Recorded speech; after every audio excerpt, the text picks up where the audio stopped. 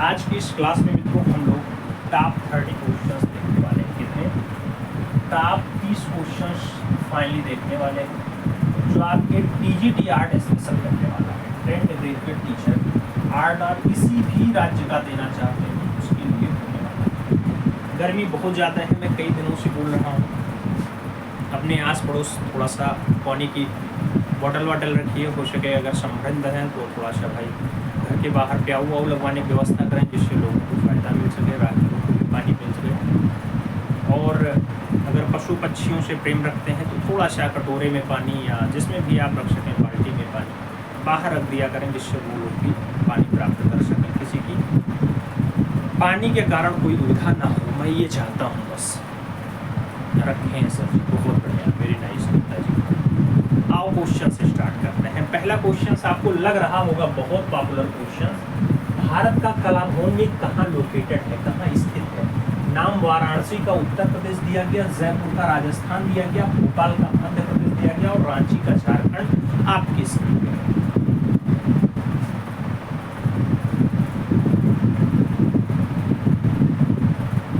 दीपक जी बहुत बहुत स्वागत है आपका, बहुत विशेष शुभकामनाएं, भगवान करें पेपर आपका अच्छा हो।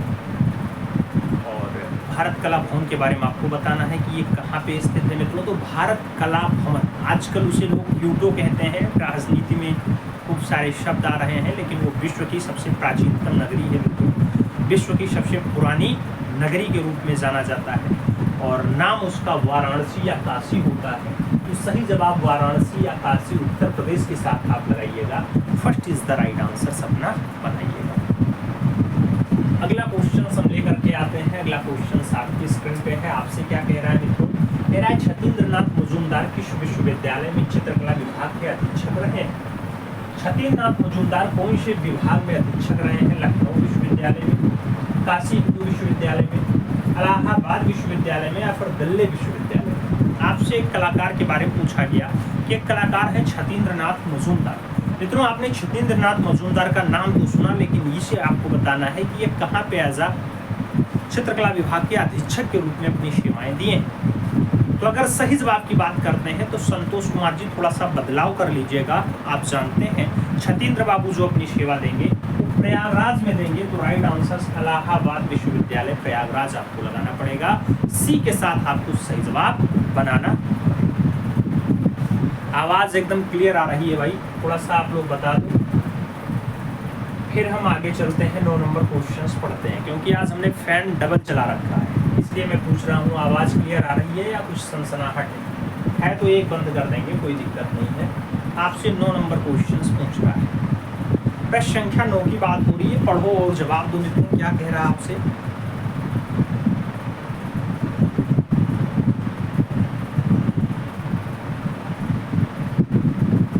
अगला क्वेश्चन 9 नंबर है, आपकी स्क्रीन पे है मित्रों। प्रश्न संख्या 9 क्या कह रहा है? कह रहा है पुराने किले के प्रांगण में विद्यमान सबसे भाग्यशाली इमारत है किला-ए-कोहाना मस्जिद। किला-ए-कोहाना मस्जिद जो 1541 ईस्वी की है, ये किसके द्वारा बनाई गई थी? हुमायूं का नाम है, शेरशाह सूरी का नाम है, अलाउद्दीन खिलजी और इल्तुतमिश का नाम आपकी स्क्रीन पे दे दिया गया है। आपसे पूछा जा रहा है किला-ए-कोहाना मस्जिद का निर्माण किसके द्वारा किया गया? मित्रों अगर आपसे किला-ए-कोहाना मस्जिद की बात कर रहा है तो सही जवाब की अगर बात करेंगे जो 1541 में राजा होगा वही करवाएगा, और राजा का नाम शेरशाह सूरी है, इसलिए आप सही जवाब जब लगाइएगा तो शेरशाह सूरी लगाइएगा। B is the right answer, finally बना लीजिए। आगे चलते हैं। अगला क्वेश्चन 10 नंबर आता है, प्रश्न संख्या 10 की बात करते हैं। भारत में मुगलों द्वारा स्थापित पहली भव्य इमारत है, नाम दिया गया किला-ए-कोहाना मस्जिद है, हुमायूं का मकबरा है, जामा मस्जिद है और लाल किला का नाम आपकी स्क्रीन पे है। आपसे पूछा जा रहा है भारत में मुगलों के द्वारा, मुगल आप जानते हैं जिसका संस्थापक बाबर होता है मुगल, उनके द्वारा स्थापित पहली भव्य इमारत कौन सी है, बढ़िया वाली इमारत कौन सी है मित्रों? तो पहली भव्य इमारत की बात आएगी तो आपको हुमायूं के मकबरे के साथ आंसर मिलान करना पड़ेगा मित्रों। B is the right answer, finally लगाना पड़ेगा। सर एग्जाम सेंटर पे हैं, आपकी क्लास देख रहे हैं, 1 बजे से एग्जाम है। अच्छा, बहुत शुभकामनाएं आपको। अगला क्वेश्चन 11 नंबर है, प्रश्न संख्या 11 की बात कर रहे हैं। आपसे कह रहा है सिकंदर लोदी का मकबरा कहाँ स्थित है? सिकंदर लोदी का मकबरा कहाँ स्थित है? नाम लोदी गार्डन दिल्ली का है, मेहरौली दिल्ली का है, फतेहपुर सीकरी आगरा उत्तर प्रदेश का है और प्रयागराज उत्तर प्रदेश का नाम दिया गया। आप लोग भी दीपक के लिए शुभकामना संदेश प्रेषित करें। भाई का आज पेपर है और हमारी तरफ से विशेष शुभकामनाएं दीपक जी, आपका पेपर अच्छा हो।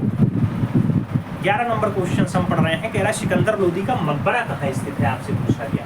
अब सिकंदर लोदी की अगर मकबरे की बात आती है मित्रों, तो आप भी जानते हैं कि सिकंदर लोदी का मकबरा आपके दिल्ली में है और दिल्ली में लोदी गार्डन में स्थित है।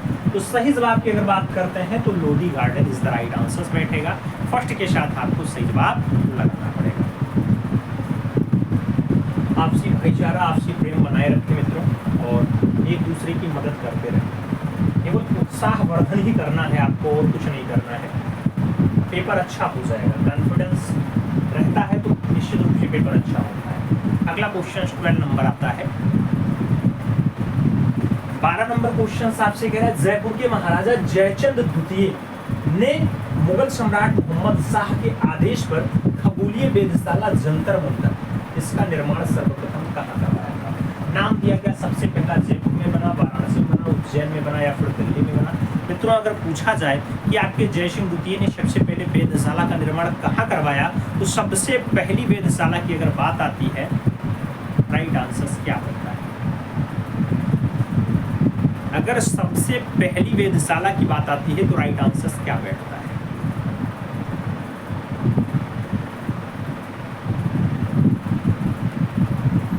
देखो मित्रों, सबसे पहली वेधशाला दिल्ली में बनेगी, उसके बाद हर स्थान पे आपको वेधशाला दिखाई देती है। तो आप बी के साथ आंसर्स लगा लो, B is the right answers बना लो। अगला क्वेश्चन 13 नंबर हम सॉल्व करते हैं। 13 नंबर क्वेश्चन आपकी स्क्रीन पे है। पूछ रहा है जिस एक अंग्रेज भारतीय विद्याशास्त्री ने 1837 में प्राचीन ब्राह्मी लिपि को पढ़ा था, उसका नाम है। नाम जेम्स प्रिंसेप का है, कर्निंघम का है, डेजरफील्ड और जॉन मार्शल का नाम आपकी स्क्रीन पे है। आपसे कह रहा है एक अंग्रेज भारतीय विद्याशास्त्री रहे जो ब्राह्मी लिपि को पढ़ लिए और 1837 के आसपास पढ़ लिए, उनका नाम क्या है? तो उनके नाम की अगर बात आती है मित्रों, तो जेम्स प्रिंसेप के साथ आपको नाम लगाना पड़ता है। First is the right answer बनाना पड़ता है। A is the right answers लगा लो मित्रों। अगला क्वेश्चन देखेंगे 14 नंबर क्वेश्चन से। आपसे क्या कह रहा है? कह रहा है कोटला फिरोज शाह के मैदान में स्थित एक शिला स्तंभ में भारत के पहले सम्राट अशोक, जिसने ईसा पूर्व 3री सदी में शासन किया, की राजाज्ञा खुदी हुई है। इसको टोपरा अंबाला से कौन ला करके स्थापित करवाया? अकबर लाया था, समुद्रगुप्त लाया था, जहांगीर लाया या फिर फिरोज शाह तुगलक के द्वारा लाया?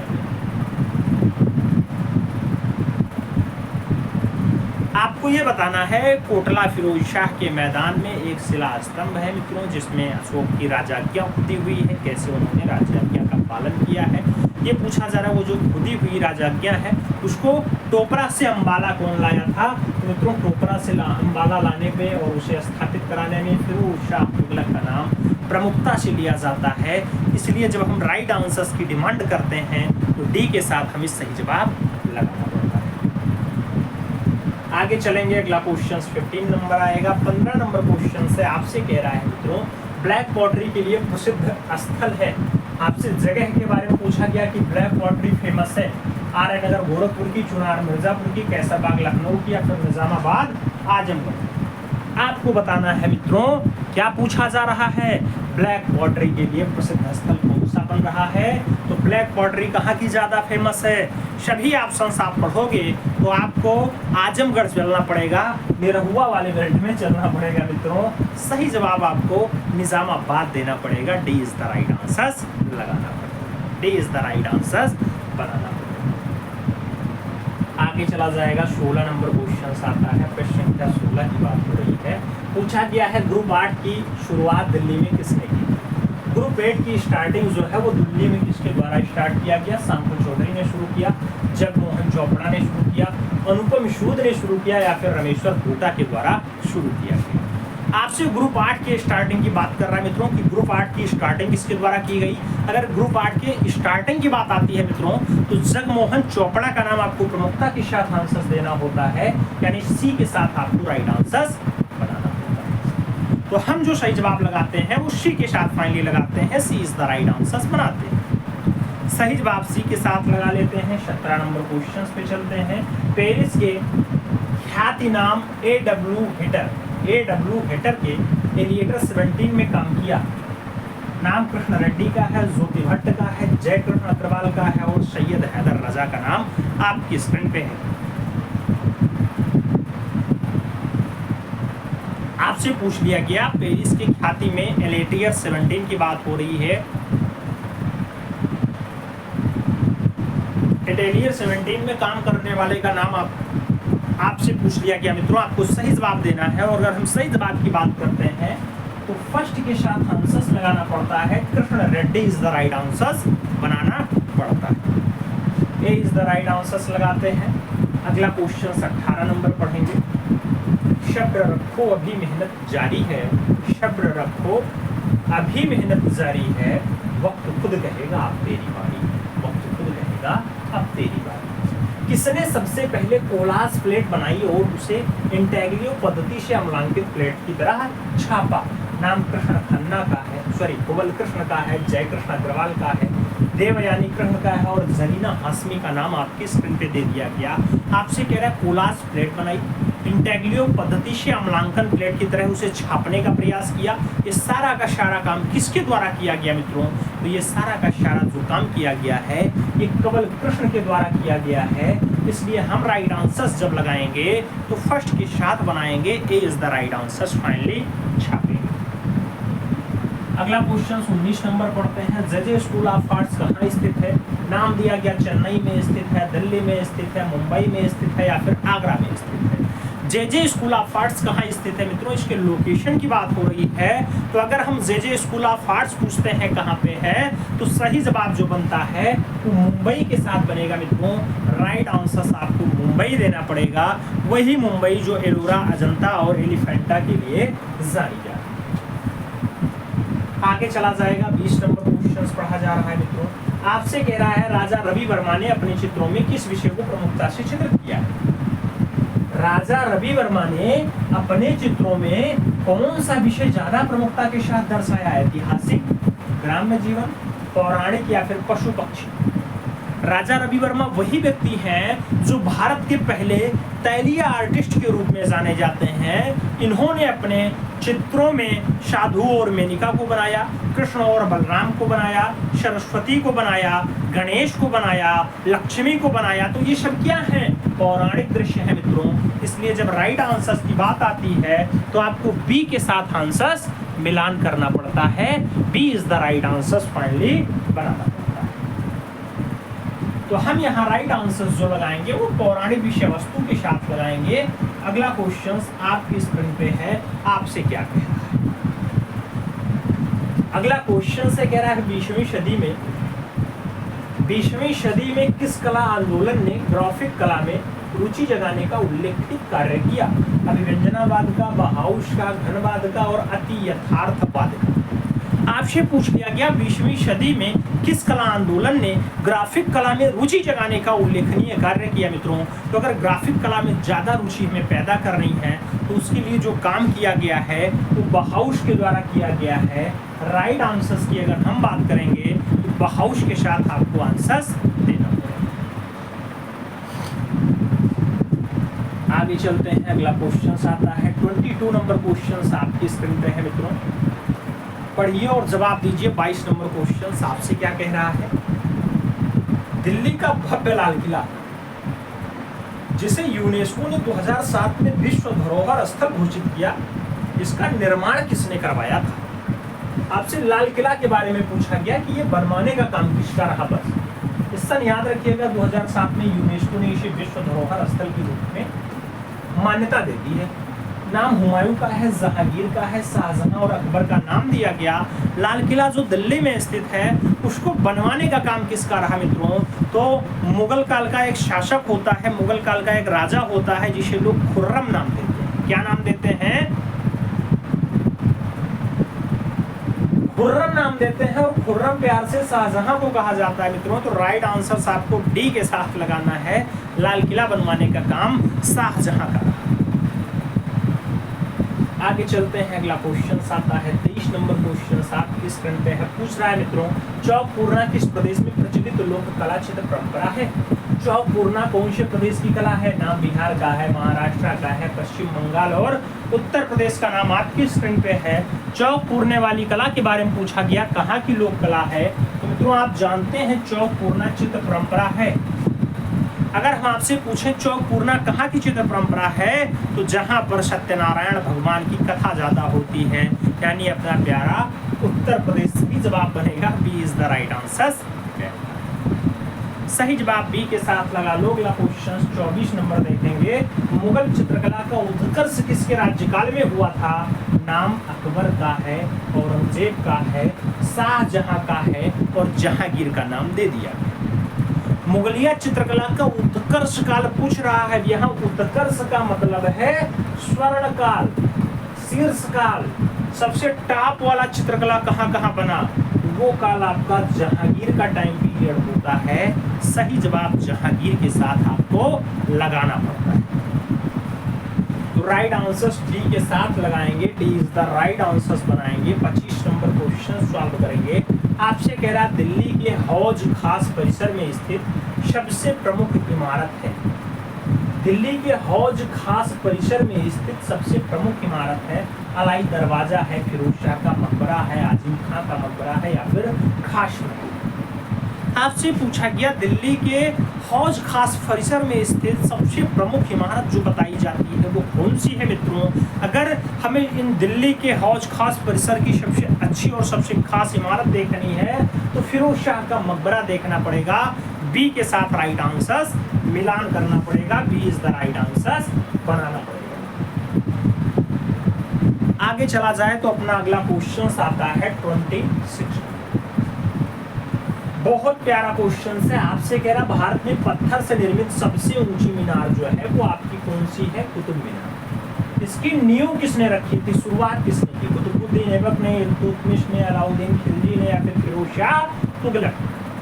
आपसे पूछा गया भारत की सबसे ऊंची मीनार है कुतुब मीनार, और इस कुतुब मीनार को बनवाने का काम किसके द्वारा स्टार्ट किया गया? तो मित्रों जब बनवाने के न्यू की बात आएगी तो न्यू पूजन जो है वो कुतुबुद्दीन ऐबक के द्वारा किया गया। राइट आंसर कुतुबुद्दीन ऐबक देना पड़ेगा। First is the right answer आपको बनाना पड़ेगा। ए इज द राइट आंसर लगाते हैं। 27 नंबर क्वेश्चन पे चलते हैं। आपसे पूछा गया है मेहरौली दिल्ली के कुतुबुल इस्लाम मस्जिद के प्रांगण के मध्य में स्थित है लौह स्तंभ, जो 7.20 मीटर ऊंचा हुआ है मित्रों। इसका निर्माण किसने करवाया था? नाम कुतुबुद्दीन ऐबक का है, फिरोज शाह तुगलक का है, चंद्रगुप्त द्वितीय का है और अशोक का नाम आपकी स्क्रीन पे है। आपसे पूछा गया लौह स्तंभ जो 7.2 मीटर ऊंचा है किसके द्वारा बनवाया गया? तो मित्रों अगर आपसे लौह स्तंभ की बात करता है और सम्राट का नाम चंद्रगुप्त ना आए तो मजा नहीं आएगा। चंद्रगुप्त द्वितीय के साथ आपको आंसर्स मिलान करना है। B is the right answers यहाँ पे बनाना है। सही जवाब बी के साथ लगाते हैं। अगले क्वेश्चन पे चलते हैं। 28 नंबर क्वेश्चन है।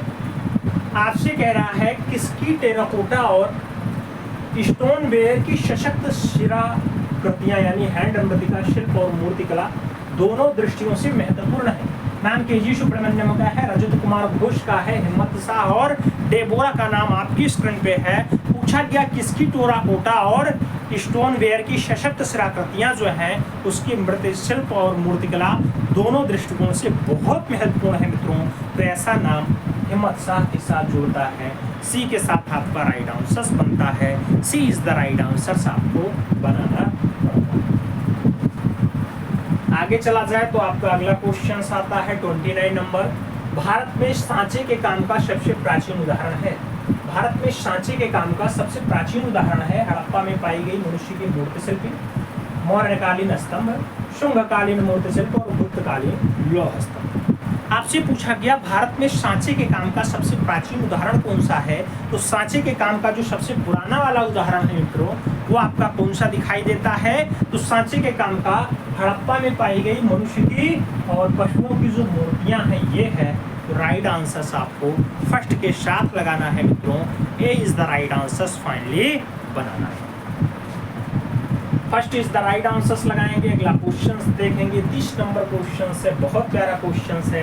कह रहा है चाक का आविष्कारक का श्रेय किसे दिया जाता है? चाक के आविष्कारक का श्रेय किसे दिया जाता है? नाम इराक वासी है, भारतवासी है, मिस्र वासी है और चीन वासी का नाम दे दिया गया। चाक के आविष्कारक का श्रेय किसे दिया जाता है मित्रों? अगर चाक के आविष्कारकता की हम बात करते हैं तो चाक का आविष्कार आप भी जानते हैं इराक में हुआ है फाइनली, और चाक का आविष्कार फाइनली आपके इराक में हुआ है। राइट आंसर फर्स्ट के साथ लगाना है, A is the right answer बना लेना है। अगला क्वेश्चन 31 नंबर हम पढ़ रहे हैं। फ्रैंको कैंटरबरियन क्षेत्र संबंधित है, धार्मिक ग्रंथकांड से संबंधित है, प्रागैतिहासिक काल से संबंधित है, मध्यकालीन लघु चित्रों से संबंधित है या फिर आदिम मूर्ति संरचनाओं से संबंध रखता है।